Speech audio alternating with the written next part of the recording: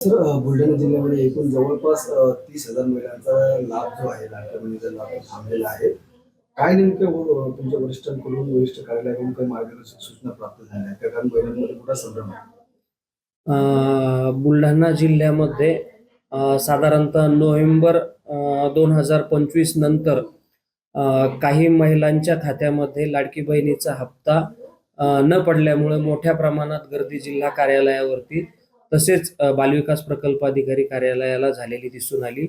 त्या अनुषंगाने काही बाबी पडताळणी केल्यानंतर लक्षात आलं आहे की केवायसीच्या चुकीच्या केलेल्या नोंदी त्याच्यामध्ये शासकीय नोकरीचा पर्याय निवडणे किंवा इन्कम टॅक्स भरत असल्याबाबतचा पर्याय निवडणे यामुळं काही महिलांचा लाभ थांबल्याची बाब निदर्शनास आली होती.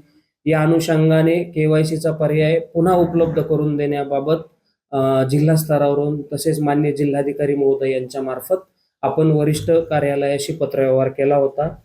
त्यामध्ये काल झालेल्या बैठकीत शासन स्तरावरून निर्देश प्राप्त झालेले आहेत की ज्या पात्र महिला असतील आणि केवायसीच्या चुकीच्या नोंदीमुळे जर त्या लाभापासून वंचित राहिले असेल तर त्यांनी भिवून जाण्याचे कारण नाही.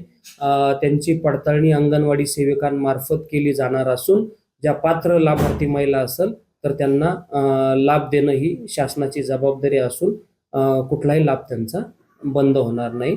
अंगणवाडी सेविका तुमच्या घरापर्यंत येऊन तुमची पडताळणी करतील आणि त्या अनुषंगाने अहवाल शासनास सादर करतील.